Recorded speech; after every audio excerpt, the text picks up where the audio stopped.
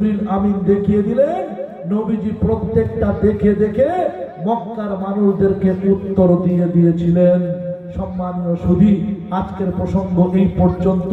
ইতি বিক্ষিপ্ত সমাপ্ত করে ছোট্ট একটা মিনতি করে বক্তব্যের পরিধি পাল্টাবো। আমি আপনাদের কাছে আর 10-5 মিনিট কথা বলবো। প্রিয় হাজিরিন, আমি বলেছিলাম বলবো এই যে পাগড়ি তথ্য বলবো। তো এই রাজা রামমোহন রায়ের পাগড়ি কাদের দেওয়া পাগড়ি বলেছিলাম? কাদের দেওয়া বলেন না? আমাদের দেওয়া পাগড়ি। কেমন করে? রাজা রামমোহন রায় ভাবলেন মুসলমানদের ধর্মে গান নেই, বাজনা নেই, গরম পানি নেই। গরম পানি বুঝতে পারছেন? এদিকে তো চলে না, সব চলে না। চলে, মাঝে মাঝে চলে।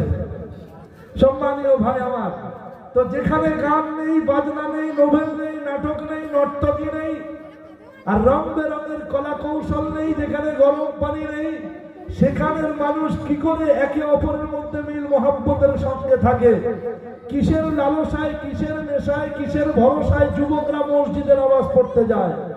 ইমাম রুকু করলে সবাই কিভাবে রুকু করে তথ্য জানতে হবে। জানতে উনি ওনার জেলা হুগলি, ওনার থানা কামারকুণ্ডু এলাকা ছেড়ে চলে গেলেন। উনি ঝাড়খণ্ড পেরিয়ে বিহারের পাটনাতে গিয়ে মাদ্রাসায় ভর্তি হলেন। আর বললেন, হুজুর আমি কিন্তু ব্রাহ্মণের ছেলে, আমাকে কি মাদ্রাসায় ভর্তি নেওয়া যাবে? বলছে, হ্যাঁ, কোনো অসুবিধা নাই, মাদ্রাসায় ভর্তি হবে, আপত্তি কিছু। তা বলছে, আমি কিন্তু ব্রাহ্মণের ছেলে, আমি পইতে পড়ি, পইতে খুলবো না, তাহলে কি আমাকে কোরআন পড়তে দেওয়া যাবে? তা বলছে, আরে পইতে আর পাঞ্জাবি, টিকি আর টাকে, দাড়ি আর দড়ি, এতে কোনো পার্থক্য নেই। শ্রী চৈতন্য তিনি দুজন মাতালকে ভালো করিয়েছিলেন, একটার নাম জগাই, একটার নাম মাধাই। দুটো মাতালকে ভালো করে ভালো রুটে নিয়ে এসে তিনি যদি শ্রী মানে ভালো, চৈতন্য মানে চেতনাওয়ালা, তিনি যদি ভালো চৈতন্যওয়ালা হন, তাহলে আমার আপনার নবী 1 লক্ষ পদে ডুবে থাকা ব্যক্তিকে আল্লাহর নবী ভালো করে ফাতে মক্কার পরে বিদায়ী হজে পবিত্র জুমার দিনে আরাফার ময়দানে আল্লাহর নবীর ইন্তেকালের 80, 81, 82 দিন পূর্বে শুক্রবারে আসরের পরে 1.25 লক্ষ সাহাবীর সামনে রেখে বললেন, আসহাবি কান নুজুম, এরা সবাই ভালো মানুষ হয়ে গেছে। তাহলে 1 লক্ষ মদ্যপান মাতালকে, যারা মদে ডুবে থাকতো, মদে অভ্যস্ত ছিল, 1 লক্ষ মদ্যপায়ীকে ভালো করে সুশীতল সুন্দর ইসলামের ছায়াতলে নিয়ে এসেছিলেন যে লোকটা, সেই লোকটা কত বড় শ্রী চৈতন্য একবার বাবু। কথা বুঝে আসছে না? তাই তো বীর সন্ন্যাসী নরেন্দ্রপুরের সাধক পুরুষ, সারা ভারতের একজন গুরুজন ব্যক্তিত্ব স্বামীজি বিবেকানন্দ বলেছিলেন, the moments are psychological for the rise of our religious and national leader. তাই তো ভারতবর্ষের স্বনামধন্য এক ব্যক্তিত্ব বলেছিলেন, ও রাজ উবাচু নমস্তে গিরিজা গরুস্থান নিবাসিনী ত্রিপুরা সুরনাশায় বহু মায়া পবিত্র নমস্তে নমঃ নমঃ। ও ধর্মেন্দ্র মহাসুরেন্দ্র আল্লাহ জয়ষ্টাং স্রষ্টাং পরম পূর্ণং আল্লাহ সাল্লাল্লাহু বর্ষ আল্লাহ আল্লাহ আদাল্লাহ বুকমেকং আল্লাহ বুকানির কও নমস্তে নমঃ নমঃ।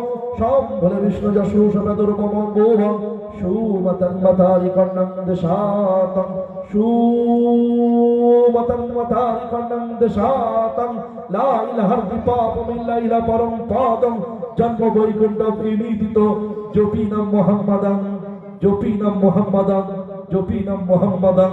সম্মানীয় সুধী সুপ্রিয় উপস্থিতি, উনি বলেছিলেন যদি মুহাম্মাদের মতো ব্যক্তিত্ব পৃথিবীতে না আসতো তাহলে মানুষে আর পশুতে পার্থক্য করা যেত না।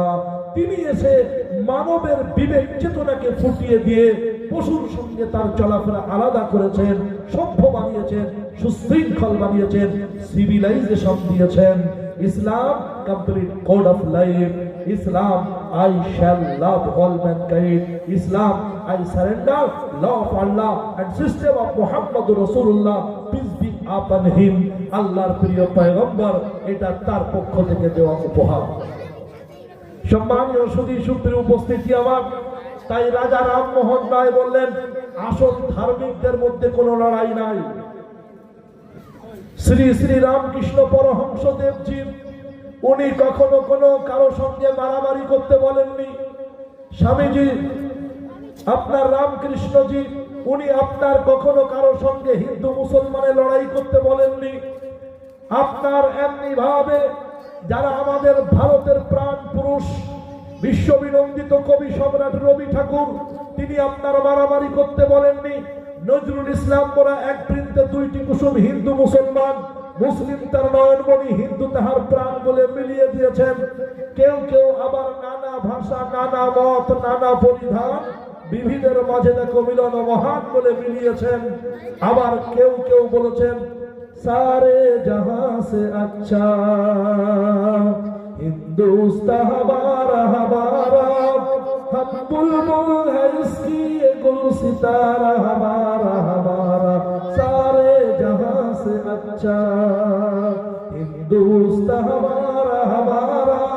আল্লামা ইকবাল বলেছেন, এমন দেশটি কোথাও খুঁজে পাবে না কো তুমি, সকল দেশের রানী সে যে আমার জন্মভূমি। তাই তো মিনহা খলাকনাকুম, এই মাটি থেকেই তোমাকে তৈরি করা হয়েছে।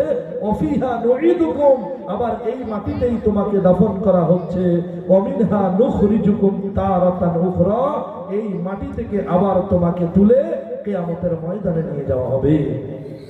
প্রিয় হাজিরিন, তাই ভারতের মাটি তুই বড় খাঁটি, তোকে বলো ভালোবাসি, তুই সুরমা কাজল থেকেও ভালো, পুষ্পরাণী থেকেও উত্তম, আমার কাজলের থেকেও তুই ভালো, তাই তোকে তো ভালোবাসি।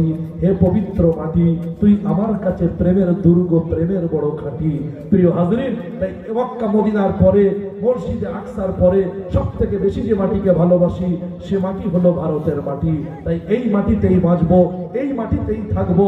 এ মাটি ছেড়ে কেউ তাড়াতে চাইলে তাড়াবো না, প্রাণ দেব, আপনার জান দেব, কিন্তু কোরআন আর ঈমান দেব না। জন্মভূমির ভালোবাসা ভুলে অন্য কোথাও চলে যাব না। তুমি বললেই চলে যাবে। আমাদেরকে যদি বিদেশে পাঠিয়ে তোমার শান্তি হয়, তাহলে দয়া করে কেন ওই দেশে পাঠাও যেখানে যেতে চাই না। আমরা কেউ কোনোদিন পাকিস্তানে যাওয়ার জন্য ভিসা তৈরি করি, পাসপোর্ট বানাই, পাকিস্তানে যাওয়ার জন্য পাসপোর্টও তৈরি করি না, ভিসাও বানাই না। বাংলাদেশে যাওয়ার জন্য দুই একটা লোক ভিসা করে পাসপোর্ট বানায়, ওই উদ্দেশ্যে বানায় না। তো যেখানে যাওয়ার জন্য আমরা পাসপোর্ট বানাই, নবীর দেশে নবীর রওজা জিয়ারত করার জন্য পাসপোর্ট বানাই, নবীর শহরে মক্কা নগরে যাওয়ার জন্য পাসপোর্ট বানাই, ভিসা তৈরি করি। আমাদেরকে যদি বিদেশে পাঠিয়ে তুমি স্বস্তি থাকতে পারো, ভালো থাকতে পারো, তো দয়া করে যেখানে যাওয়ার জন্য আমরা পাসপোর্ট ভিসা তৈরি করি, সেই নবীর দেশে সিটিজেনশিপ নিয়ে, নবীর দেশের নাগরিকত্ব নিয়ে আমাদের সবাইকে সেখানে পাঠিয়ে দাও, কোনো আপত্তি করবো না। সম্মানীয় সুধী, Japan, German, New Zealand, Holland, Poland, England, America, Europe কান্ট্রিগুলোতে, আফ্রিকার বিভিন্ন দেশগুলোর মাটির নিচে, মাটির তলা খুঁড়ে, মাটির ভিতরে তারা ব্রোঞ্জের খনি পায়, তারা কেউ সোনার খনি পায় সৌদিতে, তারা কেউ ভিতরে পেট্রোল, আপনার গোল্ড, লিকুইড গোল্ড, পেট্রোল, তরল সোনা খুঁজে পায়, কেউ তামা, কেউ লোহা করি, কেউ ব্রোঞ্জ, কেউ ধাতব পদার্থের খনি খুঁজে পায়। আর আমাদের দেশের বড় বড় মাস্টাররা মসজিদের ভিতরের মাটি খুঁড়ে মন্দিরের স্ট্রাকচার খুঁজে পায়। দেশের জিডিপি কোথায় নামছে একবার ভাবছেন? 2015 থেকে আলহামদুলিল্লাহ আমি হজের কাজ করাই, ওমরায় নিয়ে যাই। তখন আপনার যেটা আপনার সৌদি রিয়াল ছিল, আমাদের দেশে 17 টাকা দিলে সৌদি রিয়াল 1 টাকা দিত। তারপরে আমাদের দেশে 18 টাকা দিলে সৌদি রিয়াল 1 টাকা দিত। তারপরে আপনার 22-এ আমাদের দেশের 20 টাকা দিলে 1 রিয়াল দিত। এখন এবছরে সৌদি রিয়াল 1 রিয়াল পাওয়ার জন্য 25 টাকা দিতে হয়েছে। 25 টাকা। কত টাকা? 25 টাকা। হুজুর বলছেন আচ্ছা দিন আসবে। শুধু উপস্থিতি আমার, কাউকে বলে ব্যথা দিতে চাইছি না, ভাবিয়ে তুলছি, মাথা গরম করবেন না, মনে আছে? ঠান্ডা মাথায় কাজ করবেন ইনশাআল্লাহ। প্রিয় হাজিরিন, আল্লাহ সুবহানাহু ওয়া তাআলা বোঝার তৌফিক দিন। তো পাগড়ির কথা বলছিলেন, আসল যারা ধার্মিক তারা লড়াই লাগে না, আপনি চিন্তা করবেন না, ইনশাল্লাহ হিম্মত নিয়ে থাকেন। গতকালকে যেখানে জলসা করে আসছি একেবারে বর্ডারের কাছে, খোঁজ নেন, বনগা থেকে আরো 20 কিলোমিটার ভিতরে বাগদা, বাগদা থেকে আরেকটা ভিতরে গ্রাম মানে বয়াকার কদন্ত শহর বাক্সা। তো সেই বাক্সাতে 90% আমার হিন্দু ভাই শ্রোতা ছিলেন আর 10% মুসলিম শ্রোতা বন্ধুরা, তাদের মাঝখানে কথা বলে এসেছি। সম্মানীয় সুধী, প্রেমের কথা, প্রীতির কথা, সৌহার্দ্যের কথা, সম্প্রীতির কথা, ভালোবাসার কথা। এই যে আপনার আবু জাহাল মার্কা মিডিয়া আছেন, এবিপি আনন্দকে আবু জাহাল বলি, আর আপনার অন্যান্য পত্রিকাকে আমি আপনার ওতবা সাহেবা বলি। হ্যাঁ, ওই চারটা নাম ফিটিং করে নেবেন। গত শুক্রবার, তার আগের শুক্রবার না, 7 তারিখের পরে 10 তারিখে যে 9 তারিখে যে শুক্রবার পড়েছে, ওই শুক্রবারে ফজরের নামাজ পড়ে মক্কা মুকাররমা মসজিদ থেকে বার হয়েছি, হালকা ফুলকা বৃষ্টি 2-1 ফোঁটা। আমি যেহেতু গ্রুপ লিডার, খাবার ইন্তজাম করতে হবে, নাস্তাতে জেলি, জ্যাম, মধু, ডিম সিদ্ধ, অনেক কিছু সব আইটেম থাকে, 2 রকম রুটি, দুধের চা সব থাকে। তো আমি আগে এসে আইটেম করবো বলে ফজরের নামাজ পড়েই দ্রুত কুইকলি বেড়ে আসছে 2-1 ফোঁটা বৃষ্টি। আমার পরের সাথীরা তারা আধা ঘন্টা পরে এসছে, তারা বলছে হুজুর বৃষ্টি একটু হয়েছে, আমাদের জামা কাপড় ভিজে গেছে, তবে রাস্তা ভেজে, পাথরের শুকনো রাস্তা, কাপড়ের শক্ত খটখটে মাটি এখনো পরিপূর্ণ ভেজে। তারপরে আপনার বিকালের দিকে যখন মসজিদে যাচ্ছি আসরের নামাজে, তো দেখছি হালকা হালকা পানি রাস্তা দিয়ে গড়িয়ে গড়িয়ে আসছে। তারপরে শনিবারের ফজরের পর থেকে এখান থেকে মুহুর্মুহুর, আমি যেহেতু ফোন পোর্ট করিয়ে নিয়ে গিয়েছিলাম ইন্টারন্যাশনাল কল, যাতে আসা যাওয়া করে, তো মুহুর্মুহুর ফোন আসছে, হুজুর মক্কা মদিনায় প্লাবন হয়ে গেছে। কেউ বলছে হুজুর বন্যাতে আপনাদের কোনো ক্ষতি হয়নি তো, কেউ বলছে হুজুর আপনাদের হোটেল ফোটেল সব ডুবে যায়নি তো। আমি বলছি হ্যাঁ, এবারে 12 তলায় আছি, আগে 6 তলায় ছিলাম, 12 তলায় উঠে চলে এসেছে। তো বলছে কেন হুজুর ঠাট্টা করছেন? ঠাট্টা না, কিসের বন্যা, কিসের পানি, কিসের বৃষ্টি? তা বলছে আমাদের এদিকে পত্রিকায় মিডিয়াগুলো বলছে যে মক্কা মদিনা পানির তলায় তলিয়ে গেছে, হাজিরা খুব বিপাকে আছে। কেউ বলছে মক্কা মদিনায় জলের তলে, হাজিরা খুব দুর্গতিতে।